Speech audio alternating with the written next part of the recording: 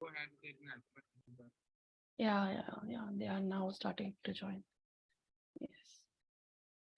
So, firstly, thank you so much, Jay, for accepting the invitation and taking out time from your busy schedule to be a part of this webinar.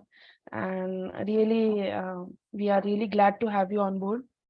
So, yeah, I will start with the webinar. So, a very good morning to everyone present here.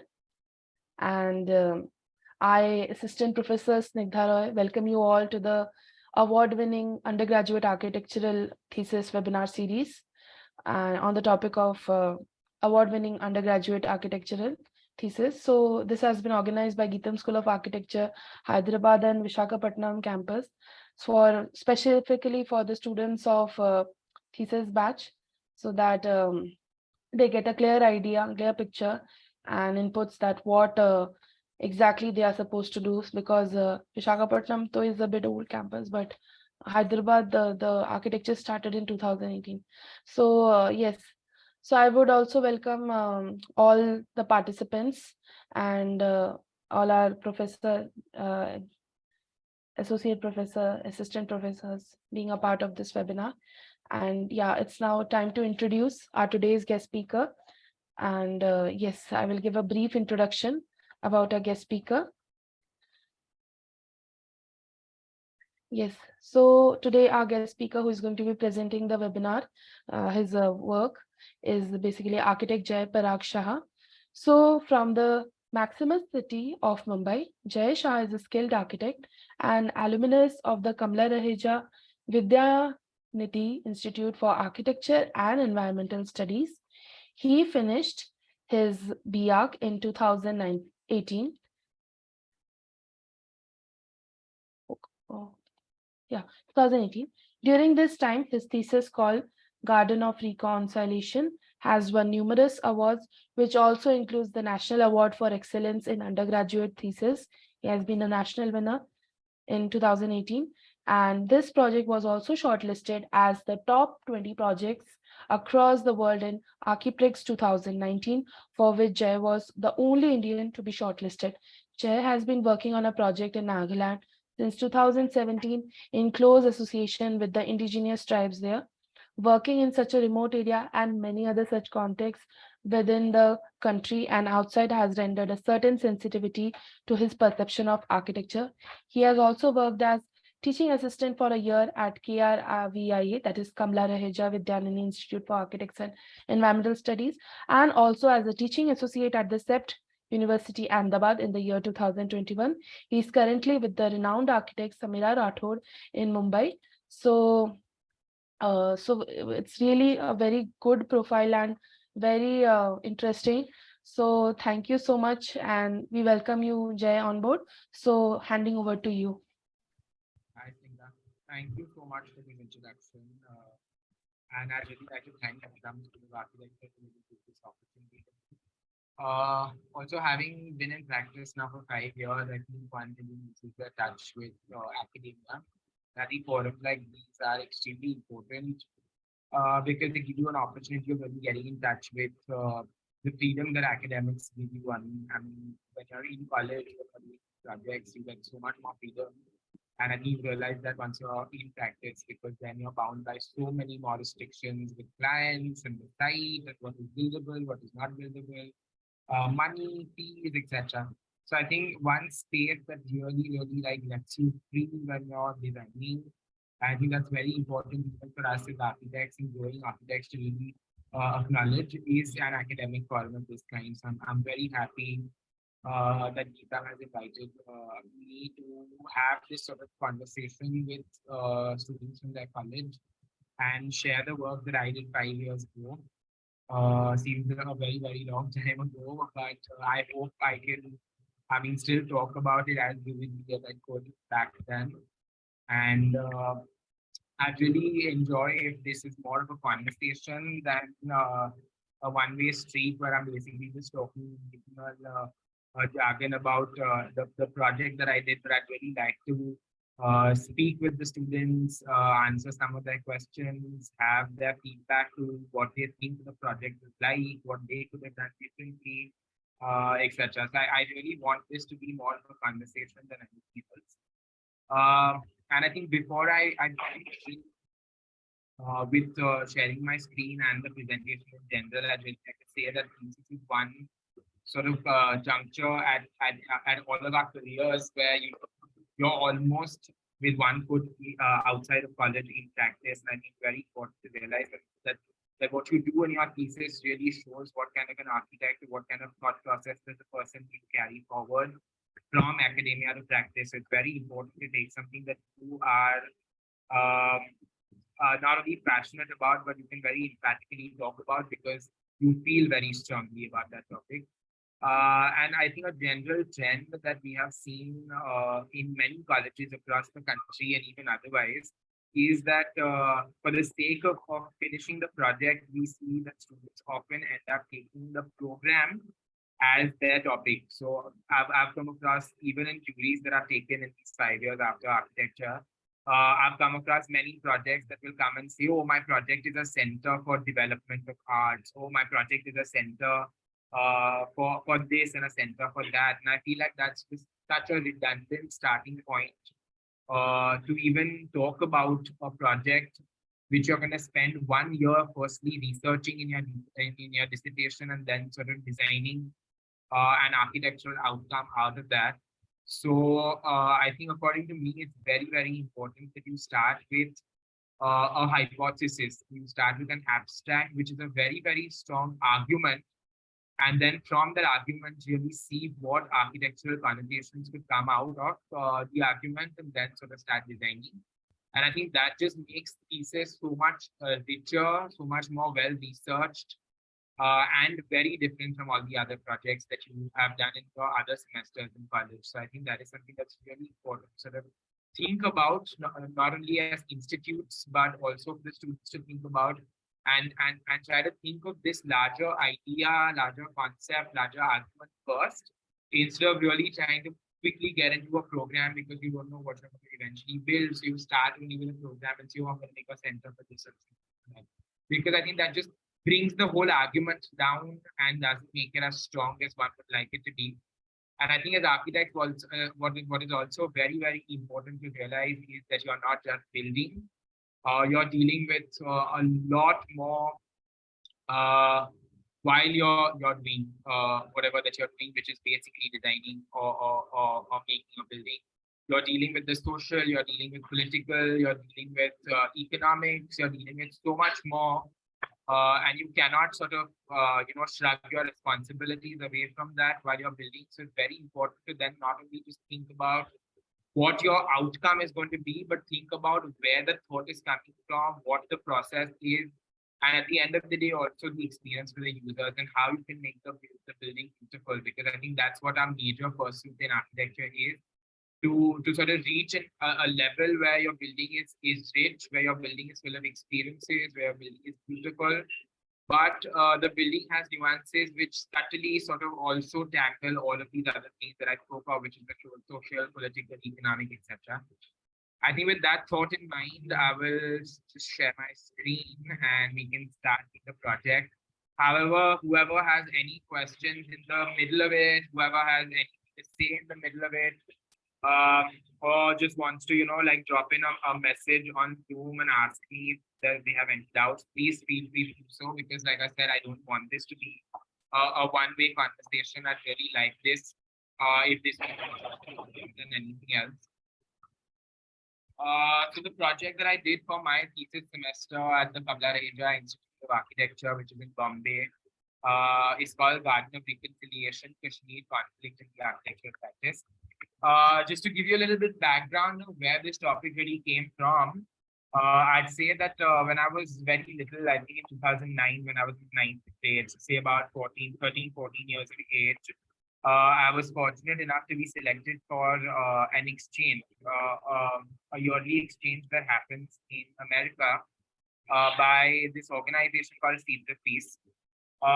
Basically, the motive of the exchange is that they bring kids from all the warring or sort of conflicted nations So, for example, India, Pakistan, Pakistan, Afghanistan, Afghanistan, America, um, Russia and Ukraine currently, Jordan, Egypt, etc. Into this one space in America where they're all supposed to live there for a month and have conversations, have discussions, have debates, talk about the conflict prevalent within their countries, do all kinds of activities together, live together, eat together, cook together at times, and that really brings you closer to different nationalities, opens your mind to what other cultures are like. And specifically, when you're talking about India and Pakistan, it really puts a face to the other side because I think everybody in our country has such sort of strong opinions about Pakistan and people from there, but we also share a lot of similarity with them because our appearances are the same, our cultures are very similar, our food patterns and languages are very similar. So I think it's very important to, at the end of the day, put a face to who this person from Pakistan is, and I think this exchange really helped me do so. And while I was there, I realized that one topic of conversation that was prevalent through the entire 1 month of staying there was Kashmir, because I think both of us, both the countries, feel very, very strongly about this one territory which now belongs to India and partly also to Kashmir, called the Pakistan occupied Kashmir. When I came back at such a nascent age, I really wondered what could one do to per se solve the problem in Kashmir. But as and when you grow up, you realize what complex this situation or the conflict really is. And then when I got a chance to really dive into it and look at it in more detail, during my thesis semester, I was very certain that I was going to take this up. And when I even took it up, it's a funny story because I went up to my guide, Rohan Shiv Kumar, and I told him that I want to work with Kashmir. And he sat me down and he said, "Are you really sure you want to do this?" And I said, "Why are you asking me that?" And he was like, "It could either go two ways. They will immediately just listening to the name of Kashmir will fail you because they feel strongly about the territory and Pakistan having occupied a part of it, or they could really, really, like be interested in a topic of this kind and will patiently listen to. And he said, "Are you prepared for something like this?" And I said, "I feel very strongly about this. I'm extremely compassionate about the topic." And I said, "I definitely want to go ahead with this no matter what the outcome." So I said, "Let me just dive into it and do it." So, I didn't, at that point, didn't really care much about what the outcome was going to be. But I said, I really want to just deal with this and research it, which is, why I took it up. And I think we all know what the outcome really is. Eventually, I won the national award for the COA thesis competition and numerous other awards, like Snigdha mentioned in the introduction earlier. To talk about the project a little more, I think as the title suggests, the thesis looks at the conflicted area of Kashmir. The thesis analyzes various cultural practices and positions taken by them in this region to see for oneself the position that is best suited for another cultural practice like architecture. And this knowledge would then inform the choice of site, program, and the architecture itself. So, like I said, it's very important to first come up with a very strong argument before you really dive into choosing a site, choosing a program, and what kind of then aesthetic or semantic you want to really choose for the building. I'm going to get back to this argument of Kashmir a little later, but I think it's very important to understand the history that one really the whole sort of history of this region, which not many of us really know about because we've studied in great limitation about this region and about the history of the place. So basically, the province of Jammu and Kashmir was handed over to one king, which is Dograj, in 1846 while the British were here. And I think what this really did was this territorialized the sovereignty, which means that there was a very, very large province with just one ruler, which led to marginalization of the minority Muslim community in the state. And I think this is when, in 1846, is when the first sort of germ of dissent. All of us know what consent means. The opposite of consent is dissent. And I think those first germs of dissent really came within the region in 1846, unlike what we really think, which is 1947 and the independence, is when we think that really the conflict really started. But the conflict actually finds its roots a century before that, when this one king was sort of elected by the British, saying that there's such a large province and only one person is supposed to govern it, as opposed to a lot of other smaller provinces, is what we had in India before that. I think that led to the marginalization of the minority of the community. Uh, then there was obviously 1947, which is at the accession of Kashmir, when the then ruling Dogra king was asked to side with one side of where the partition was occurring, which is either Pakistan or India. And I think he was Hindu leader himself. He pledged his loyalty towards India at that point. But I think even in 1947, what was very important to sort of keep in mind is that Nehru had promised the people of Kashmir that there would be a plebiscite where they would be free to decide which side they really want to choose themselves, which never really happened. So then this led to more of sort of dissent and aggression within everybody that stayed there and probably wanted to choose the other side. Let's try and be very open-minded here and not be like, oh, they wanted to choose the other side and hence it makes them a certain kind of people. I think what's very important here what is very important here to understand is that there is a majority population and that there's a minority population, which automatically makes the minority a subaltern. And I think it's a general human pattern that we see that the subaltern is always sort of then oppressed by the majority, where they don't have a voice, where they don't have their basic rights, where things that they really want to do, they're not allowed to because they are a minority, and that's exactly what we've seen even with lots of other communities in the country. It's just not the Muslim community here in Kashmir. And the study also required me to really understand the region of and the context of Kashmir and also its people, the way that the city was planned, its architecture, their culture, their practices, etc. And we know very little about this place, actually, to be very frank, because all we've seen are very picturesque images of the Dal Lake, and I think that's our limited sort of understanding of Kashmir as a place. But there's so much more to it, and I think when you really dive deep into understanding the region, is when you start really picking up nuances of what the Kashmir province region is all about, and what Kashmir, as people very fondly say, that's the attitude of people from Kashmir. It's the warmth that people from Kashmir call Kashmirian is what it's all really about.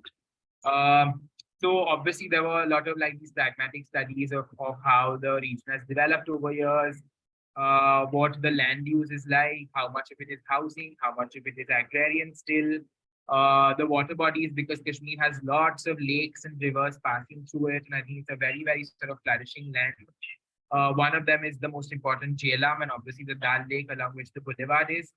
But I think what really, really was important to understand was this yellow sort of labyrinth of where people really stayed in this region, because all the green and the blue are generally regions where the tourists sort of go, and that is our limited knowledge of the region.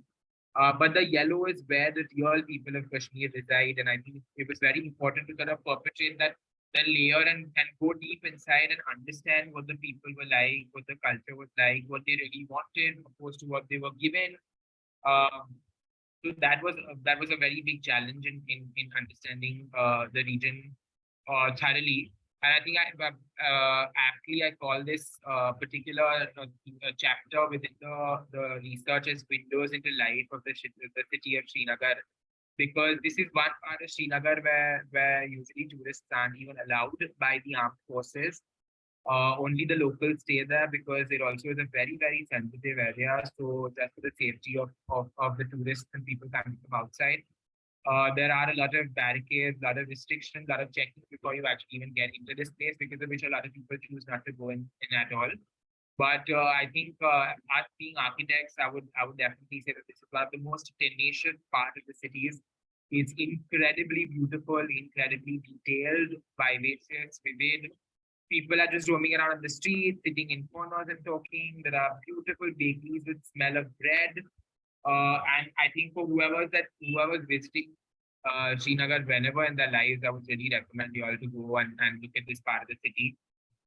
Surprisingly, I wasn't allowed inside either, and then the next day I had to really with the local guide, pretend as if I was a media reporter and put a sticker on our cards, on our car and cards saying we are from the media, and that's when they let us in. But that was the only gateway that I really had to go and see the city from inside. And Srinagar, like I mentioned earlier, is divided into three main regions. The Dal Lake, downtown, which is where the majority of the population stay, which is the yellow portion that I showed you in the map earlier, and the Lal Chowk. And these three are very distinctly different regions because Dal Lake is where most of the tourism is, where a lot of beautiful gardens are, a lot of mosques are. The downtown is where the thick, sort of dense labyrinth is.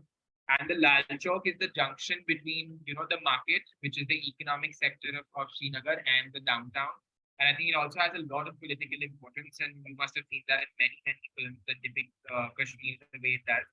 Um, so Lal Chowk is one area. So this is basically the lake. These are all handmade drawings that I did during my time of actually doing the dissertation and the research. And I think the act of drawing and even putting, the brush to paper really helped me understand what this part of the city was all about. So you can see that basically there's a central lake. There are lots of these houseboats and shikaras, which are a major attraction. Along one of the edges of the Dal Lake is a very, very beautiful, very old mosque. You can see all the mountains from the Dal Lake and all the charbags that I think we very fondly remember, the Nishat Bagh, the Shalimar Bagh, etc., are all flanked sort of perpendicular to the Dal Lake. So if you're driving against the whole boulevard, you can access all of these major tourist attractions in Srinagar. And I think this becomes a very, very sort of robust area for tourism, not so much for the locals, because the locals like to be within their own mohallas, as they like to call it. Moving on to the next area, again, this is downtown Old Srinagar. Like I said, this is the older part of the city. It's where majority of the people living in Srinagar really reside. They are all mostly into agriculture or their labor, then go to other areas to sort of work in and then come back. Because of which their life usually revolves around passing through a lot of barricading, a lot of checking. They always have to carry their IDs with them. And then returning with like meager wages to really support themselves. So if you see the labyrinth is extremely rich. The houses are all in really old construction style, which is made in timber with thick stone bases. And they have like a really thin, small module of a brick, which is called the Mughal brick, which is a very, very old kind of brick that was locally made within Kashmir, that you can still see very apparent in the construction of these houses. Interestingly, lot of windows, very intricately designed windows to these buildings, but you will see that the glasses of all of these windows at some point or the other, because of the ongoing conflicts, have all been broken. And if you really look at this idea politically, I think the broken glass is what really led me to what the lives in this part of this part of the city was really like, because then you peep into every window, and I think that is a very romantic idea per se, but also comes with a lot of melancholy, because what you're looking into through the window is a lot many years of suffering, of trauma, of having to lose their loved ones in the conflict, of having to suddenly wake up one day and your father, your brother, your mother, your sister having disappeared from the planet, and you don't know where they really are. So I think no matter how romantic this idea seems of a broken window and you're peeping into it, to really look into the lives of people that live within that house, what comes along with this is a long line of trauma and sorrow. So this basically is the downtown Srinagar. Here again, there are lots of mosques, but the architecture of these mosques is very different, which I'll get to in the next phase of the presentation. And the last sort of area is Lal Chowk, which is a very, very politically important region for the city, because what you can see is the Jhelum passing through it. On one side of the Jhelum is again downtown. On the other side of the Jhelum are all the very, very important government buildings. And at the junction of this lies this tower, which is like a clock tower for the whole city, which is called Lal Chowk. I'm sure we've seen this in many, many movies, and this is where, after independence, the accession in 1947, when the Dogras said, okay, fine, we'll give our allegiance to India, is when Nehru stood here and said, okay, we are a part of India, but we'll give you a choice. And I think that choice is what really matters, and that choice was basically the plebiscite, which unfortunately never happened post him having spoken at Lal Chowk. So Lal Chowk has a lot of political importance in that form. And I think even now in today's time and age, a lot of sort of important political meetings, protests, etc., happen at the Lal Chowk. So it's a very important area to say. As in when I move forward, these are just break slides where I'm talking of how Khusro basically spoke of Kashmir being the land of paradise, and what really the reality is sort of very different when you visit there. Like I said, with this sort of really innate beauty in the region comes this sense of melancholy, uh, and that's what I'll be talking about in the next phase of the presentation. So when I was within all these spaces, there were lots of these social spaces where I saw a lot of people gathering and talking about very interesting topics within Kashmir. And I thought it was very important to then sort of also document these social spaces to understand what made these spaces really important. Because at the end of the day, when I'm doing also an architectural intervention, the intervention is supposed to be a public building. It's supposed to be something that people come and congregate. So I think it was really important to understand then what were the existing social spaces within the whole region. And hence, I actually named this chapter as Spaces of Consent and Dissent, because these were not just places where people came out, see, on festivals, uh, or for prayer or protest or celebration, but this also was a place where they really came to pour their hearts out, to speak about politics, really feel like a community within themselves, which I think they're not very regularly allowed to do because of the presence of so much military in the region, and of course the region being extremely sensitive. So the five sort of places that I studied in great detail within the chapter was the Khanka Maula Pir, which is a mosque, a typical housing cluster, the Jamia Masjid. I'm sure everybody knows that each sort of city within India has a very important mosque where the capacity comes when there are larger festivals like Eid, and it's called the Jama Masjid. So it's the Jamia Masjid here. There's the Hazrat Bal Shrine, and there's the Ghantaghar, which basically is the Lal Chowk and the clock tower in the middle of it. So quickly taking you through each of these are all drawings that were again made after documenting these cases in my visits in Kashmir and coming back. And I think the act of drawing really helps you understand the innate qualities of all of these spaces. So if you look at, this is the elevation of the Khanka Maula Pir, which is one of the oldest Sufi shrines in the region. It is situated in downtown again, along the banks of the river. So it has ghats going down to the river. The ghats act as like a very, very important place um, for people to congregate and really socialize. If you see, I think all of us have a very sort of strong image of what a mosque is supposed to be, which is basically the onion stone.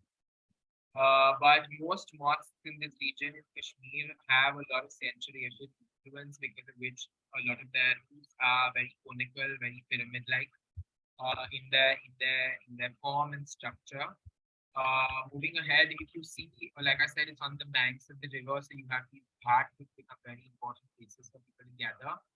The mosque is basically only used by men, because men are allowed inside. But what's interesting is that outside you have a chabutra, which is like a little plinth to feed birds, and a little fountain, which become places for the women to gather. So while the whole community is outside, the men are within the pier or within the shrine inside, and they're talking about things while the women are gathering outside. And I think these are very, very sort of vernacular ways in which people in Kashmir really come together and space. So I think it was very important to understand this, the idea of the plinth, the idea of the step, the idea of the roof, and the influence of where the roof came from, the idea of the existence of water with a social space, because I think that is of great significance in Kashmir. I think all of these were really important things that I studied while looking at all of these places, like I did. And obviously, at the end of the day, the construction system, what materials were being used, what was local to this place, what was not local. So if you see, it's a beautiful building made in walnut wood. All the insides are done in paper mache, and the painting style, which is also very, very native to Kashmir, and finds its place in the handicrafts of Kashmir, if many of you know about it. This is the plinth that I'm talking about, where you see women gather. There's a shamiana made, and there are chatais where they come and sit, whereas the shrine from the inside is where men usually gather. Looking at the typical housing, like I mentioned even earlier, the housing still is very, very sort of rooted in how houses were made earlier in Kashmir. Nothing's really changed. The houses are still made in timber with pitched roofs. They have gable ends. They have lots of bracing made in wood. The lower base is made in stone. But what's very interesting is that all of these houses have lots of protections, because the women have restrictions on moving out of the house, so while the men go out and socialize. I think the whole sort of sector of women usually interact with one another or with somebody on the street using these projections within the house and the windows of the house. I think that was very interesting to see. And these projections in the local language are called as hubs. So if you really look at what the structure, and you will see some studies and maps, if you really look at the structure of what a typical housing cluster in Srinagar looks like, is that you have shops that are flanking the main street. Sometimes above the shop, you'll have the house, sometimes separate. You'll have a mosque, which is the local mosque where probably that mohalla comes and gathers. You'll have some open spaces, which will basically be like a sort of garden or a bagh, which is attached sometimes to the mosque, sometimes separate. And the houses, which are extremely tightly packed. So the labyrinth is such that there are very, very narrow lanes that you move across. If you see these hand drawings of how typical houses are like, you'll see that lots of these windows actually open up to these really narrow gullies or the lanes. And this is how I'm saying the interaction happens. So when somebody's on the street, the window within the kitchen is leveled at such a height that the person sitting inside cooking could very well see what's happening outside of the street. And then speak to somebody that they know. Or it could be a projection like this, where it is called a hub, or it is like a charoka of a kind, where then from there somebody could look down to what is happening on the street. So whether it is procession, whether it is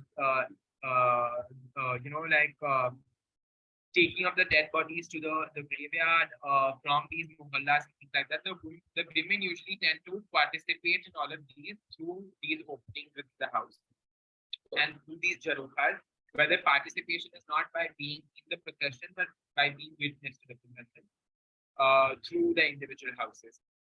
So that's what the typical housing cluster in Kashmir really looks like. You can see these are really narrow lanes, and you see there are staircases with them. There are these projections with them that look into the street. All the windows are very, very low. When somebody is walking through, you can very easily sort of peep into somebody else's house. And I think that is what really makes the life of the people here. Again, the vernacular architecture, I think I've spoken about all of this, but this is just a drawing representation of whatever I've said before. These are all the elements that are very, very native to the architecture and vernacular in the architecture of Kashmir. There's a plinth, which is made in stone, the framing, the infill walls, which are done in Suri bricks, like I said, the Mughal bricks. The windows, the top, the brackets that hold the windows together. And I think all of these are very, very important sort of semantic elements that one inspires from when you're then trying to build something for a region which is so cocooned within. And whoever that comes from outside Kashmir is then an outsider to them. Then there's the lattice work, which again gives you a very sort of what do you call it, a very permeable layer for you to look into the houses and for them to look outside. The pitched roofs and the ventilators, so these are just some interesting elements in the architecture of the place. The third is the Jama Masjid. I'm just going to quickly brush through all of these. And this is an elevation of the Jama Masjid. If you really look at the plan, it's a square building with a central charbagh within it. You see all the roofs of the buildings are again the pyramidal or the conical roofs, like I said earlier, which is an influence that comes from Central Asia. The mosque again inside MENA allows for prayers on very, very important days happen like this, where like the men are all around and within the mosque, and the charbagh is used by women for their socializing and their prayers. And what is very important in all of these regions is that every time you see a place of social gathering, there always will be a marketplace attached to it. So there'll be shops around it, there'll be cultural centers around it, there'll be areas of commerce and exchange and presence of a water body. In this case, this is in the middle of the city, so there's no water body inside, but there's a fountain in the middle of it because I think in Islam there's a lot of importance in water. Uh, so this was one structure. This is just a picture of how the roof is. And you can see the Suri brick, which is like a really tiny modular brick, which renders buildings a very, very sort of special character when the buildings are made with these bricks. The Hazrat Bal shrine, this shrine is made much later from all the other examples that we've seen before. And I think the influence also comes from Mughal architecture because of which this is one shrine in the whole of the region which has the onion dome. It's a fully marble clad building. And if you see the structure of this, again, there's a marketplace around it. The structure is in the middle of a bagh again, with a central axis where the water body is, and then there's like a very, very large garden again where women congregate, a very, very large occasion. This is on the edge of Dal Lake. You can actually even take a shikara to come to this mosque, and then there are places of commerce all around, which is like a huge bustling market. And if you see pictures, these are all the different kinds of activities that really go on. So there's a market for fruits and vegetables. There's a market of the produce from the lake itself. There is a place again which is called Yarbel, which are basically carts that go down where people go wash their feet, take a bath before they go to the mosque. So I think more than the structure, for me, it was really important to understand these little other sort of nuances that really define a social space, that make the social space something that the locals can really sort of relate with and then use on a daily basis. So I think these were elements that were very, very important for me to study while being there in Kashmir and then document them. Because you'll see how all of this sort of knowledge that has been gathered in my study in the dissertation that translates itself into the design documentation eventually. I think I've already spoken of the Ghantaghar and how important it is and what a political marker it is. I'm not going to get into it in too much detail again. But this is what the Ghantaghar is like. You can see the land work being done again and what a bustling market there is all around. And I think that's what's important.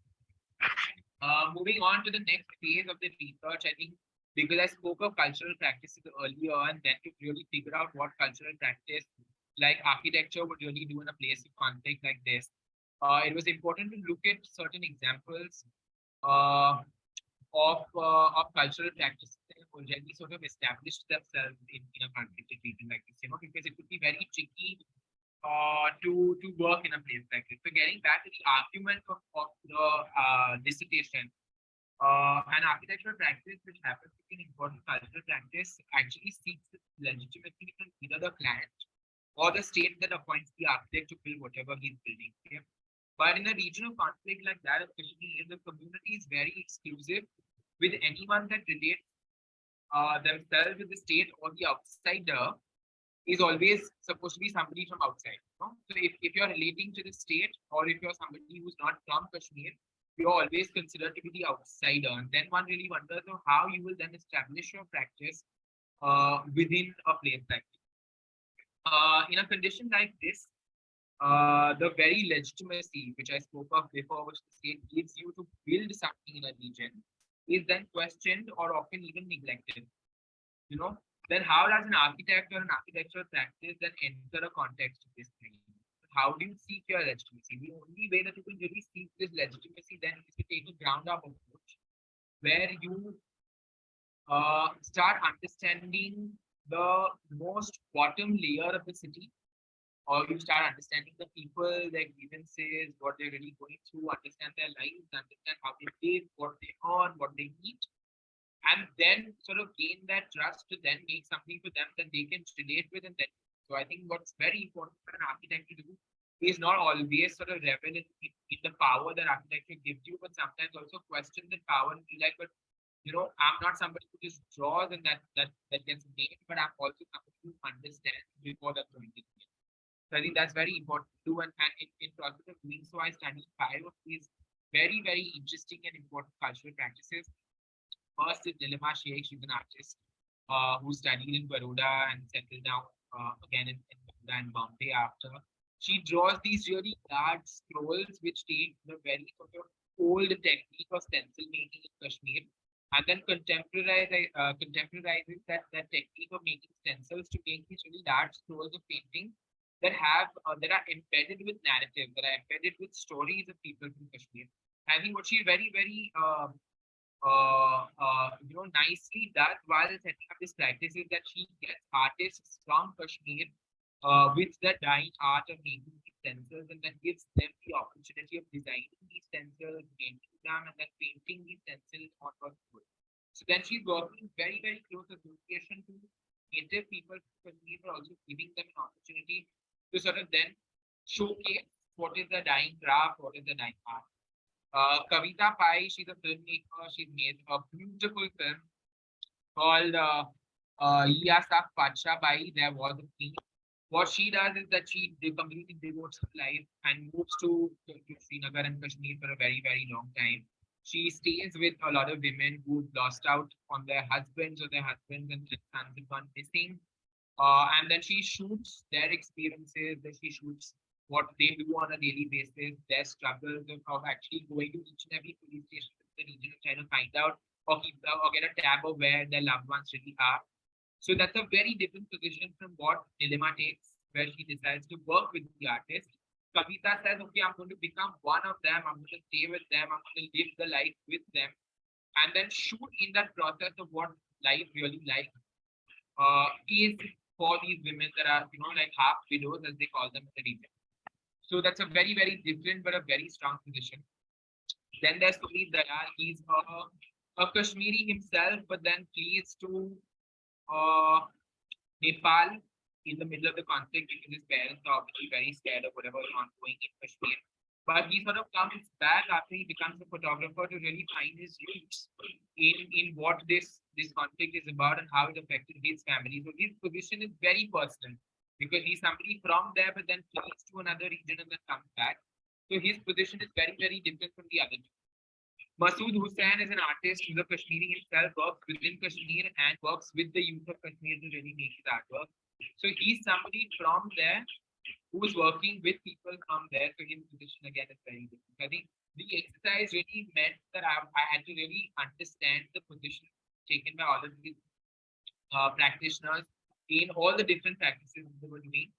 And then we have Penny, who's a journalist who again goes and travels across Kashmir and then documents and really records incidences, experiences of women and children as two very, very important sectors who are not very well documented within Kashmir. Because we always hear of protests, we always hear of disappeared personals, of people that are killed who surprisingly tend to only be men. But what they leave behind is a legacy of traumatized children, of traumatized families, of half widows that have nothing to do and no sort of means of really fending for themselves or even supporting their families. And I think what she really interestingly does is that she targets that particular audience within Kashmir and says, okay, I'm going to give them a voice and I'm going to take their voices to the rest of the country. And that's a very, very strong position. And along with this, also the program was not something that I would decide because I didn't have that power within Kashmir to really decide what I would then sort of juxtapose onto the people. But I needed for the program to come from the people, from what they really wanted, from what they wished for within their city, of what they really could relate to. And for that, I think it was very important to not suddenly come up with a program myself, but do a matrix which then informs what the program is.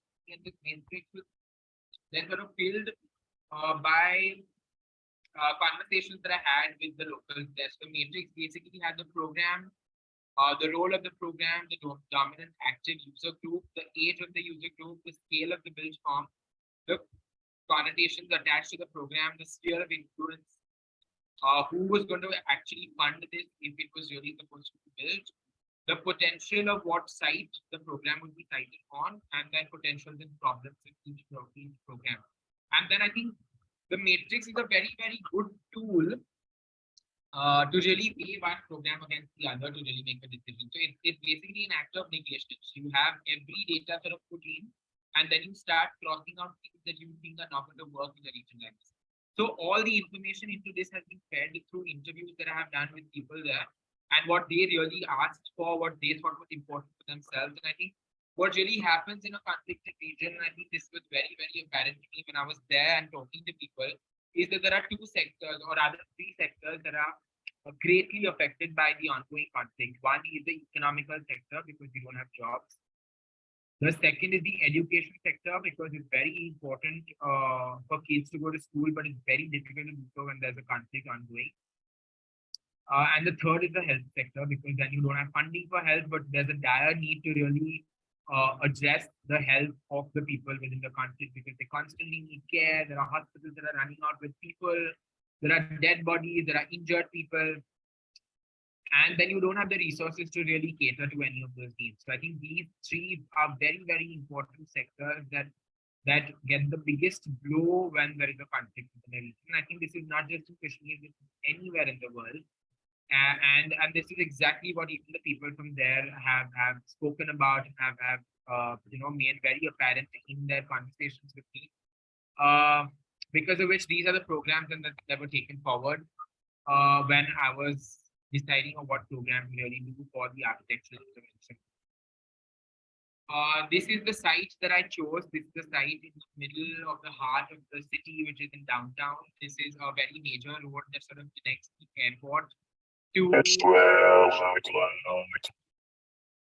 This is what connects the airport to the rest of the city and even the Dal Lake. So I think it's a very important primary road where even people from outside Kashmir that are coming to this region travel from.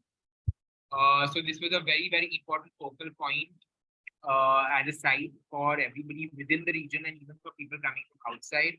If you see, there are two secondary sort of lanes that take you through this very, very large sort of garden or a ground, if I may say. There is a park here on one end, which is a sort of completely redundant, not used, vandalized park at this point because there's nobody to maintain it really. And there's no program within the park. They're basically just like lawns and walkways. And in a political milieu like this, where there's so much tension at all points, you only imagine that people would never come out to really take a brisk walk or a walk with their loved ones in a park of this kind. So, the park is completely vandalized. The central portion of the ground is usually used for political meetings and protests. And there is a very small sort of graveyard attached to it. And the yellow portion on the top is land of a mosque, which is called the Ali Jan Mosque, which is also a very important, very, very old mosque, which is attached to this whole property in the ground. And then on the other side, you basically see housing colonies throughout. And within the whole ground, there are smaller marshes or water bodies. So I think what was very important is interestingly understand how one ground was being used for very, very different programs and what the junctions or what the meeting points of the three programs were like. So I took up this as the site of the intervention. And to really cite the project, there were lots of options that I could think of, but all of these were again with the larger idea or the larger concept of what I was trying to do with this. So one option was obviously to put all my interventions along the edges. So, the edges is where the ground really met the community or the housing colonies. So it would be easier for people to sort of come from there and access the buildings. But then the problem with this was that the buildings were really far away from each other. So it could not be made into one complex or could not be made into one space that people could very easily access. We also thought of a master plan where the building could be adhering to the idea of religion and then could become an annex to the mosque. But it didn't give me opportunities of then really working with the three main important programs that I had taken forward, which was education, economics, and healthcare. Then we thought of like taking up roads within the property. We said, okay, we'll put the building on the edges of where the program really changed. So, the building only became the meeting point for two of these programs sort of need and became the edge in itself. We said we'll do the replication of the corner. So if one corner had a religious institution, on the other corner, then we put a public institution. But I think the idea that really sort of clicked and worked with whatever that was studied before was this idea of the chat park. So what I did was that I took the redundant park and I took the graveyard and sort of took a logic of how the graveyard char park was planned and saw if that logic could be taken forward with certain alterations as per site conditions to really see if the whole char park could then be made within that redundant garden and then at the junctions of the char park with the buildings. So then it became one large sort of annex where people would very comfortably come, find a haven in, and then use whatever program that I was proposing with the project. This is the miniature drawing of the proposal, and I think the reason that I'm showing this miniature drawing of the proposal here is because if you see that the design and even the representation took a lot of inspiration from what my experience in Kashmir was like. So, when you're doing a thesis project, it's not the ulterior motive or the goal is not just to finish a project, make a building that is nice, but to also enrich yourself with things that you probably would not have done if the thesis was not something that you start. And I think for me, this whole experience of Srinagar and Kashmir has been so enriching that it has not only informed the way that I design these buildings for the people in Srinagar, but also informed what kind of drawings I would make, what kind of color palette I would take the drawing, what my representation style would be, what my humans would look like, what my trees would look like, what all the materials that I was using would look like. And this was just a culmination of all of those sort of inspiration throughout to then make one sort of large miniature drawing, which was the main proposal of the whole architectural proposition I was making for the piece. So I'll just quickly walk you through the whole architectural proposal, and then we can perhaps come back to the miniature if some of you want to see it in great detail, and I'll probably zoom in and show you. So the whole logic of designing the char bagh or the garden of reconciliation was that the logic of the graveyard, like I mentioned before, was taken to the grid. When the grid was disrupted by a water body in the middle, a part of this water body already existed as a marsh on site, and I've sort of extended it to also create larger sort of break points within the char bagh, because what is very interesting is that when you actually break a grid with an amorphous shape, you get more surface area to really work with within that grid. So all of these junctions that actually cut the grid became fantastic opportunities of really working with public open space within the whole garden complex. Then obviously there were building typologies that were then put on site depending on where they were being placed. So there was the typology where the char bagh was the center of it. There was the typology where the building was the center of the char bagh. There was the typology that actually was along the axis of the char bagh. They became two really long sort of buildings with the char bagh pathway in the center. A pattern of movement was sort of then devised and designed and choreographed for this building. So you would actually enter from the outside, walk through one of the buildings, then actually come out of the garden and then come to the edge where then you would meet another program, like I mentioned before. The whole ground has three different parts and parcels and three different programs. So at some point you would also encounter that particular program and interact with them. Then you would come at the center of the garden again. Then at some point also come to the graveyard, then interact with the community, then come back into the garden. And I think this I really saw as an opportunity of bringing in people, making them sort of interact with other people, changing their experiences while they're within the same space of the garden, make them walk through the building and use it, but at the same time make them walk outside the building and enjoy the landscape that was being designed for them. And what this really does is that this opens up opportunities for a dialogue. And when there's a dialogue, and when there's an exchange of thoughts, is when reconciliation really happens. So it was a very sort of a lack of a better word. I think it was a very sort of conceptualized idea of a garden where it just didn't have program, but it did so much more than the program that the reconciliation would then be achieved through whatever that happened outside the building mainly and not within the building, and through the movement within the garden. Then there were these two larger plazas that were designed on either ends of the water body that also became parts of some of the building.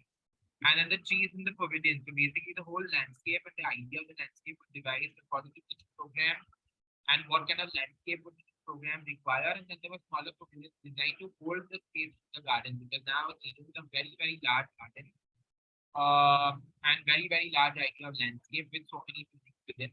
I think it was important to do a smaller other sort of inserts of pavilions that really helped in holding the space together. So this is the ground floor plan. This is one of the major accesses of the entries into the garden, the main sort of road. This is also where the bus stop is, where lots of people from different parts of the city get dropped off. So you enter into this. The first building here is a school. On this side is an amphitheater with a large plaza, like I mentioned before. This is a health center, and if I correctly like to mention it, it's a mental health center, mainly for women who have lost their family members and have no other opportunity in life and in therapy, and also some kind of push in life to really fend for themselves. If you see that there are arch gateways and colonnades that have been made, which take you to a sort of memorial, which is the same axis as that for the graveyard. This is a large sort of market and multi-purpose use pavilion, which becomes the junction between the protest ground on this side and also a filter between the protest ground on this side and the garden that I was saying on this side. And when you walk through that, this becomes a sort of city library because Srinagar has so much that is going on in terms of its political and social turmoil, but none of it gets documented. They don't have a city library with the whole city itself, where all of this documentation can be stored, can be studied, can then taken the next level of research. So I think it was very important to sort of do so with this garden because then this became like a point where interaction between not only the locals but also interaction with uh, say other people coming from other regions to study this sort of history and the ongoing conflict in Kashmir then would really happen. So this is the ground floor plan, just quickly taking through all of these buildings. This is the mental health center. So this was designed with a C shape in mind. The building is almost like a C shape with a central sort of courtyard and a bagh in the middle. The water from the parent water body then comes and trickles down into this large, small, shallow water body within the building, where it becomes a place for women to sort of gather outside the building as well. If you see that there is a small little bastion which is made in stone, which is the main admin block, and everything else then becomes place for therapy, place to meet your doctors, also to stay and dormitories and interact with other women within the complex. If you see the construction system, it takes inspiration heavily from the construction system that I saw within the downtown, which is a larger stone and more stabilized sort of stone floors on the ground, and then very sort of light woodwork floors on top with infill and brick and lattice work and things like that. And what's very interesting about the process of design for the whole thesis is that none of this was conceptualized as something that I would want to do. What I really did interestingly is that I imagined scenarios beforehand as a tool to really design. So I would write down these really small sort of instances or experiences within the building that I imagined would happen or was something that was suggested in conversation by the locals of what they would really want. And I think that was so embedded with the idea of space within that I could immediately imagine what that space would be like. So I'm just going to read out one of those to really see if you all can also perceive space within these smaller stories. Salma hurriedly calls out to Nazima as she sees the women waiting for their picnic through the jali in the corridor. Nazima says a goodbye to her son's picture before she leaves. She lost her son a year ago to pelleting in Zainakada. Saira and Sanima gossip with Nadira in the courtyard through the hub in the corridor after her evening class. Nadira is a new patient admitted at the center after her in-laws ousted her from their house because she was a half. So these are all stories, experiences that I have firsthand from the region, and I think those have been converted into very short sort of these anecdotes, which are embedded within the space. So the idea of the hub from the house, the idea of the lattice work, through the corridor, and the whole sort of upper floor being made in woodwork. the idea of the courtyard within the building, the idea of the program that this is just not a mental health center, but it is also a center where you're given training to then fend for yourself, because these are all half widows that are either removed from their houses and have lost their only earning member in the family. They're given some sort of skill to then start, like almost standing up on their own feet, which could also be very therapeutic. Also, the fact that when women are coming here, that they will not be very comfortable immediately talking to a stranger about something, but they'll be more comfortable talking to somebody else who has a similar experience. So that sort of sharing of these is what makes a community within this building.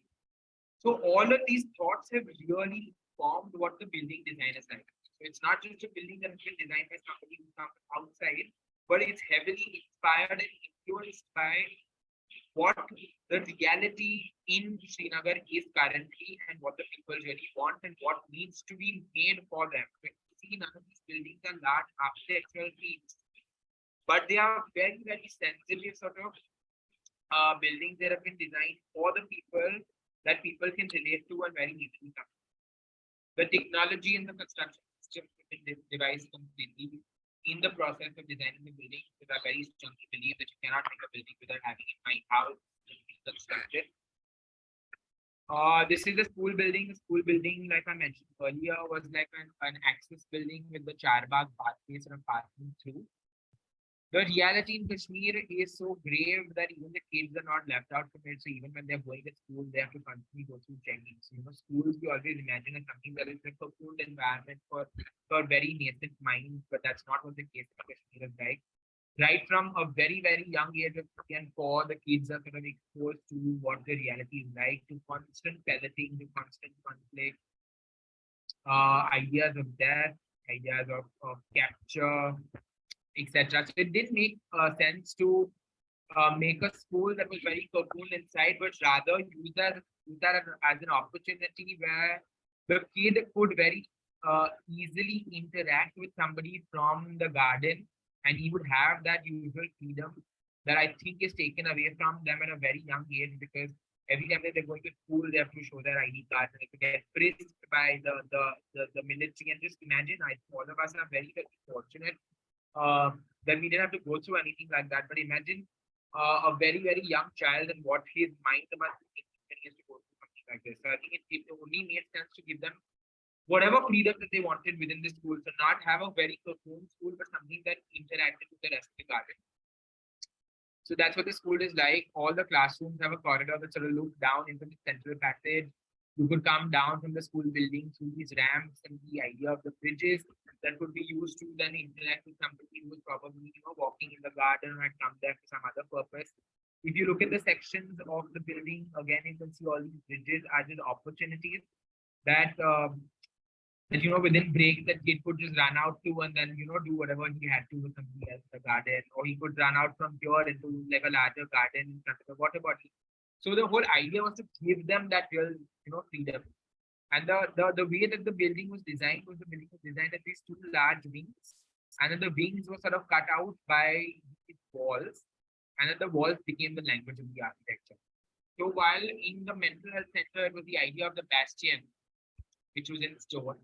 In the school, the idea of the walls was in stone, and then everything that was adhering to the walls were these really light volumes that were made in stone. Again, same stories have been devised before the design of the building that have then really helped design the building in very, very sort of sensitive and nuanced manners. Saima would meet Noorji daily in her school breaks to observe her stories. Noorji found another daughter after losing one in a militant attack in 2012. So, this is the kind of really small incidences, very nuanced incidences that I'm talking about that really then make a very, very large difference in terms of reconciliation when it comes to people from Kashmir. And I think this is what is very important to sort of do understand. And I really tried very, very hard to do so on the project as well. This is the main library building. The library building was an ode to the Central Asian influence that has come to Kashmir. And like I mentioned earlier, because the roofs of most of the important religious buildings were made in a pyramid, which is essentially Asian influence, that I sort of decided to exaggerate that influence in the entire library building is going to be a focal point for the city as this large pyramid that housed the library within and the research center within. So if you see, the entire building is made in lattice work in wood, and the whole central sort of portion of the building is in stone with two walls cutting the whole building like that. So it was these elements that were taken from all my studies earlier and that were played around with to also design the building. You know, your entire research from your dissertation has to sort of be seen, has to flow into when you're designing it. They can't be two different projects, and they can't be something ki, oh, dissertation, oh, yeah, dissertation is done now. I'm not going to look at the research. Now let me just look at the building and try to make it fancy or like very, very large because you know that's something that I want to do, etc. So this is a section through the library building. If you see that there is a central sort of portion where all the books are stored, there are pathways that take you all around. And then you're within this entire sort of large pyramidal structure, which is also perched up on a little hillock. So, you know, there are opportunities of you coming out from the library and sitting over the landscape, looking out to the entire garden while reading a book, or you have an opportunity of going to the basement and doing your research, which is more computer based. You have an opportunity of going to the pavilion in the middle of the water. So it was all about creating these experiences, creating these instances where you know people could really use the garden in full capacity. Damia walks up the stack of books looking for a book on the history of Kashmir. Her Abbu would always tell her about the history of the region before he just disappeared one day.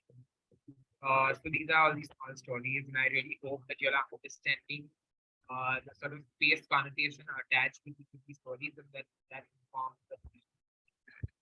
This is the market pavilion. These are the explored taxonometrics, and this is the memorial building. Quickly taking you through what the memorial building was like. It was the idea of the columbarium, which is a concept where you leave the remains or objects that remind you of people that have already passed in small little cubicles so that you can go there and offer your prayers, you can go there and offer your peace, you can go there and remember them. So it's an act of remembrance. And I think this memorial was extremely important, especially because, you know, women are not allowed inside graveyards or to even take goodbye to their loved ones when they pass. And when that is such a regular occurrence in a place like Kashmir, one can only imagine the kind of grief that is pent up within women and children who are not allowed to show or not express their grief. So the memorial was along the whole axis of the graveyard or the martyrs' graveyard. And it was an opportunity for women to really remember their loved ones. So the whole memorial was inset within a stepped garden of roses. So one could really walk through the whole access, sit within the rose gardens, walk up into the memorial, which had these sort of hubs, which was an opportunity, like I said, again, for women to sort of participate in processions, death processions, celebrations, etc. So that idea was taken where women could be standing there in the dhab looking down to the entire rose garden. There could be women who are gathered in the rose garden who could be sharing grief. There could be women, there could be women with these sort of niches made within the whole building with their remembrances put there to remember whoever they lost. So these were these really small buildings that were sort of inserted into the larger complex of the garden for it to have a much larger purpose than just a place of recreation. Because of which these are all these smaller inserts that are made. This is like an amphitheater that has been made where programs in the evening, the weather in Kashmir is lovely. Programs can happen, which could look out in the water.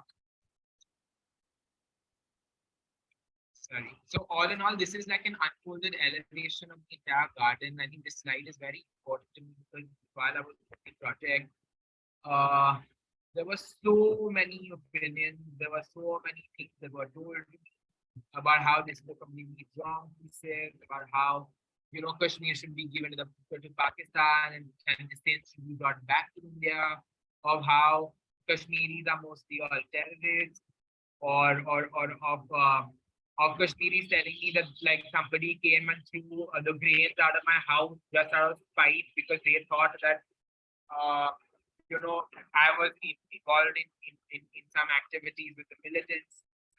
So for me, this garden actually was an expression of all of these opinions. It was a place where you could be very free about opining and then debating about that opinion with somebody else. And at the end of the day, still walking out of the garden with a rose in your hand with a friend that you made new, of finding solace, of finding somebody who you can talk to, or sharing grief, of celebration. So this space is so much more than just being a garden and a building which had function in it. This is the model. It was a very, very large model that was made completely by me. It was made in wood, it was made in balsa. The whole water body that you see of the garden in the center was copper. And I think even this was in some sense influenced by the tactility of the materials that I saw in Kashmir, and I was very certain that I had to bring that sort of quality in no matter what I did in my thesis, but it should speak of the experience of Srinagar and Kashmir within whatever that I did. So this here you see is the library building, this here you see is the school. If I go back to the previous image, this is the amphitheater with the large water body in the plaza here, the mental health center, and the colonnade that sort of takes you on the periphery where the community is.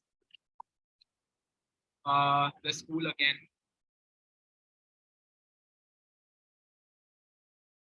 This is the rose garden and the access that goes to the memorials.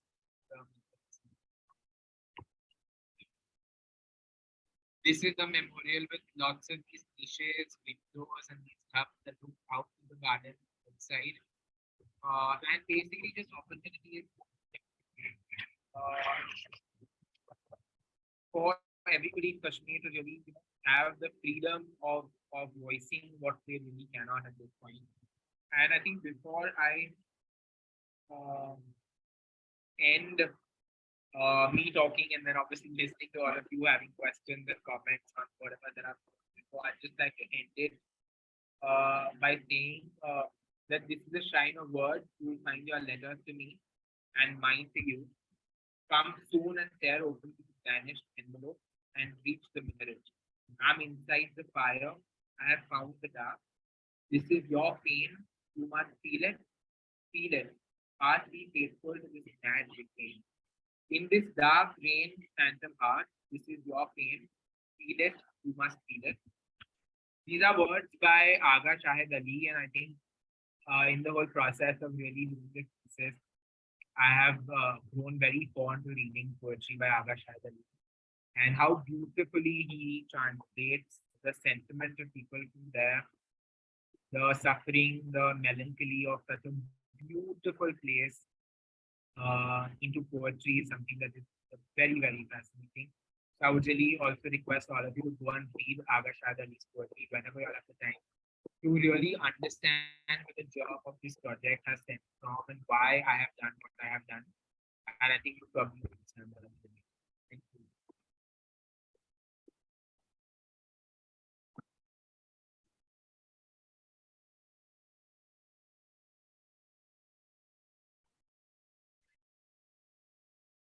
Yes, Jay, thank you so much for this incredible work which has been represented by you so very well, and it looks like in such a great flow you have showed all the things in a very detail, but the amount of hard work and the amount of thought process which has been incorporated is incredible. Your work is superb, and I'm very speechless. And yes, the diagrammatic representation, whether it's the physical model or whether it's your graphical representation of all the works which you have done throughout, is and the journey, the storyboard which you formed and explained throughout is very interesting and very inspiring. So I would like to congratulate, and yes, it's truly well deserved. Well deserved. So now I would like to address the students, like since our guest speaker has given such a detailed and such a elaborate and such a very good uh, thing about like presentation about his thesis, his national winner award, his COA award, national architectural thesis. So I would like all the students to please ask questions so that you can have a more clarity, because it will actually enhance and where it will actually develop and enhance you to understand that how you want to go further through your thesis. So if you want, you can ask in the chat box as well.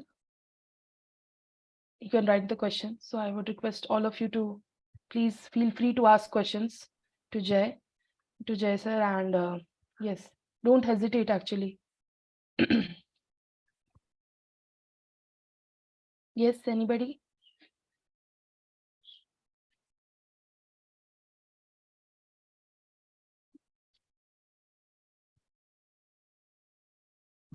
Come on, guys. I hope I was boring enough. No, no, you are not boring. No, the whole presentation, like the whole journey, not, I would not say presentation, but the storyboard which you told was really, and also I'm really loving this physical model of yours, the color palette, the mood board of that whole. It's it's really amazing. It's really amazing. If not questions, I'd be happy to even take comments if any of the students from the college have anything to say about the project, or whether Yes. some people inspired them, or whether I mean, I've done it, it's complete crap. I mean, whatever is the feedback, I'd be more than happy.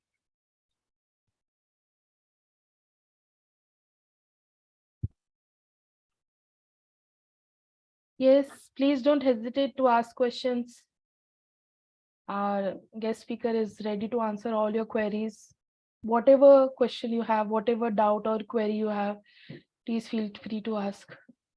I have one question. The graphical representation of all your drawings, like it's so good quality and so realistic. It looks like. I wanted to know what all softwares and all you have incorporated in that.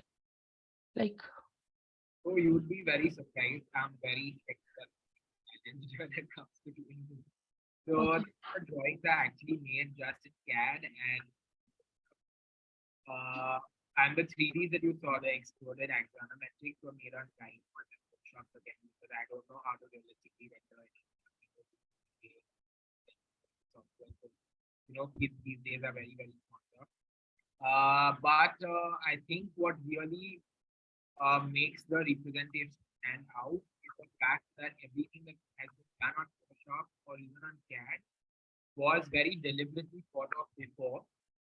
So I made a whole range of all the trees that I thought were very interesting, how I would represent them, how the skies would be. If you see the render, even the season to the region Mhm. with the representation. You have autumn, you have winter with the snowfall, you have the summer with like full clear skies and the roads flowing. So I think for me it was very important to not only give a voice to the subaltern or the Kashmiri people I was trying to represent in the project, but also show the region in an aspect where we usually don't see it. Like, as somebody who's visiting Kashmir just for like 10 days, you hardly get to know about what Kashmir is like the rest of the year. But for somebody who's kind of then research about it and has visited Kashmir multiple times and seen different facets of cities times a year, I think the representation of something like that for me is very important. Yes, the way mind mapping, showing that map of that Kashmir and Dal lakes, Shikharas and all, uh, like anybody can relate. It's like so clear the way you have represented. Uh, it's like so well conveyed. It's talking. Everything is talking so loud. Your all the representations which you have incorporated is talking. And yes, I think there is Deepak Narala. Deepak, do you have any question? Yes, said hi, Jay.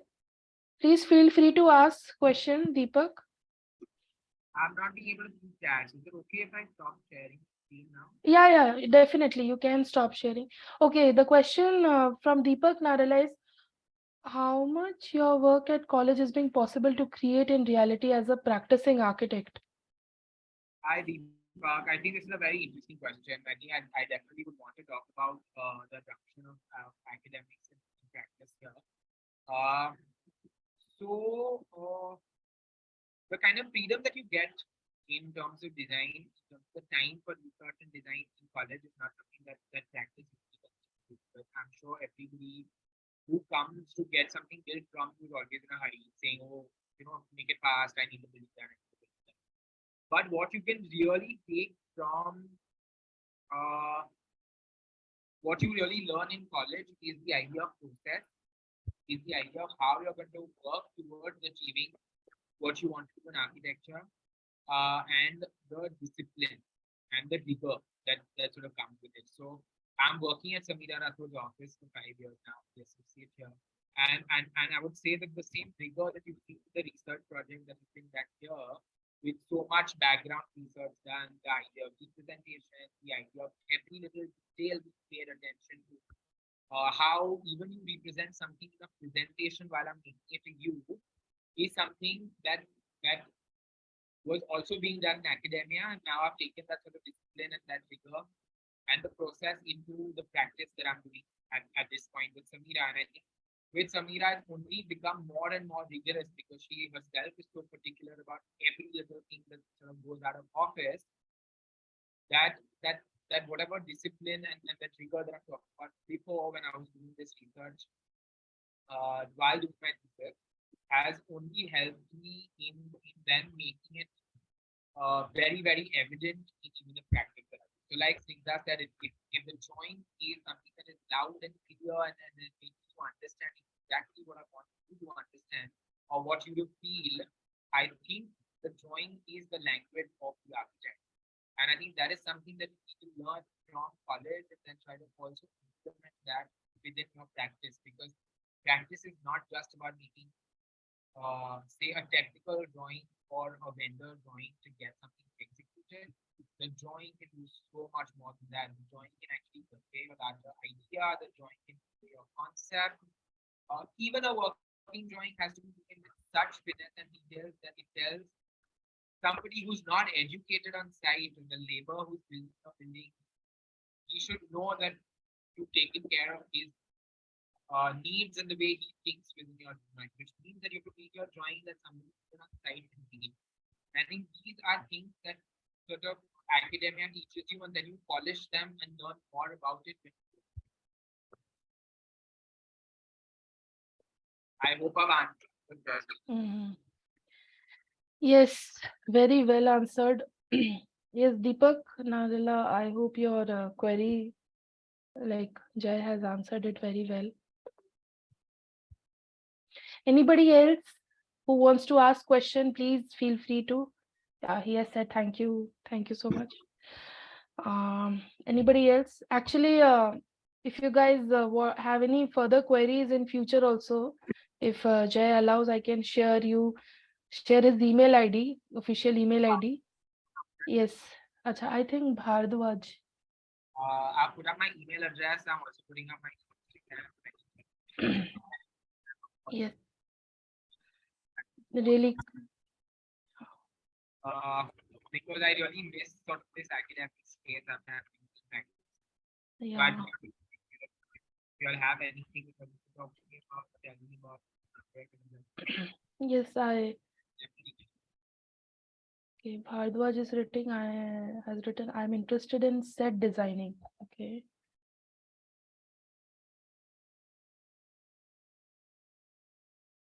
I think he's typing the question. I think.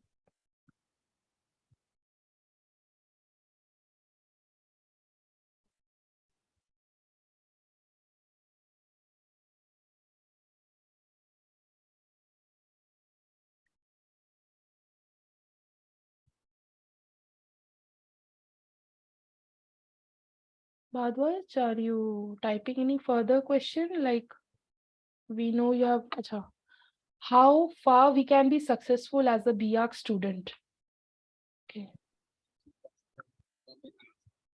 But I mean, what is your measure of success? For me, I think what it would be is if anything that gives me joy, and if there's something that I'm doing for a long period of time, like I will come back and saying, but why am I doing this? This is not something that makes me happy. I think I'm. If I have to answer this in not such a poetic term and kind of like tell you all in be well, I think set design is something that is a very very valuable field at this point because um, uh, even television and filmmaking is spanning out on so many platforms now. Advertisements are panning out on so many platforms now that I think there is a dire need of designers who I think not only understand how to put a set together, but understand the very small intricacies of putting a set together, of the systems that put it together, of the people that come together to put them together. And I think after having learned architecture, I'm pretty certain that because we tackle with so much, not only within our course, but also when we come out in practice, that there are multiple other opportunities that one can take being an architect. I think they'll be very, very successful in that because I think architecture is not just a profession. I think it's a way of thought, it's a way of living, it's a way of also sort of designing for somebody else to live in. So I think that really makes a huge difference. And I think we are inapt to sort of do well in a lot of these allied other fields. So I don't think we have a problem with that. To be upset.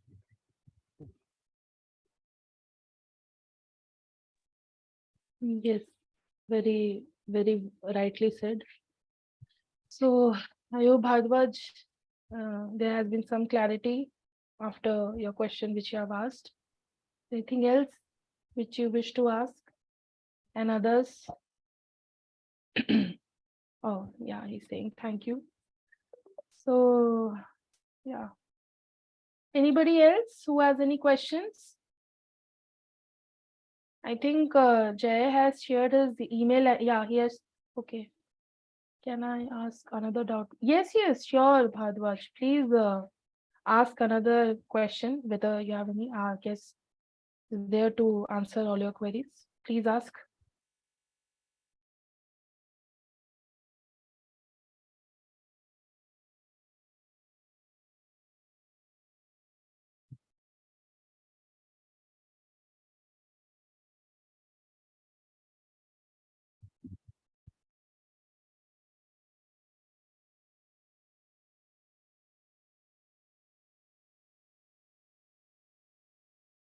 Okay. Next sem, I'm going to start with my pre-thesis. Who we should choose our topics. Okay. How I think it means to how we should choose. Uh, that's a very simple uh, question actually, but I would say choose something that you feel compassionate about, choose something that genuinely worries you, or at least does something to you when you think about that topic. It's something that is extremely personal, but also don't forget that this is something that you have to live for a year. All your other semester projects are something that you do for a couple of months with the kind of break that we have in our education system. So it's easy for you to take up something that you don't feel very, very strongly about. But when you're doing a thesis, you not only have to design something for it, but you also have to research it and make a black book and then have a conversation about it with the tutor. You also have to design. So take something that you feel strongly about and you think you are going to survive with the day. It's not always necessary to take really fancy topics, but like I mentioned at the beginning of this presentation, take something that you can argue about. It has to be something that conceptually stirs your thought and not just a center or like a program that you really. Even if you want to start with a program, see what kind of argument you can make around the program. And if I were to give an example, like say if somebody feels strongly about uh, people with visual impairity, I would say don't say I'm going to make a center for the blind image.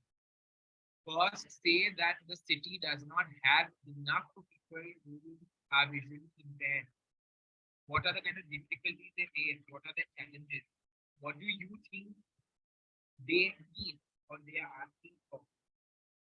Then say, okay, fine, I'm doing this program for them because now my decision is formed. I have a strong argument because this is not designed enough to take people with impairity, whether it is visual, whether it is hearing, whether it is walking, whether it is arms, whether it is whatever, you know, it could be.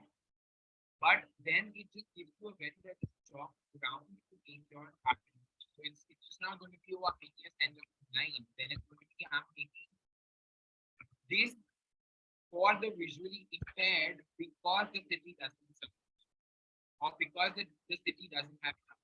And then you have a research that will very strongly back it as well.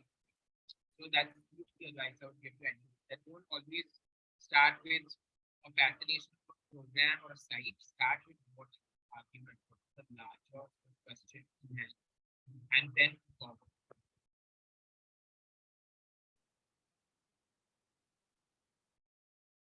Very excellent said. So Bhardwaj, I hope you have now some idea. Yeah, he said, thank you, sir. Okay. So I think we have to come with the closing of the webinar.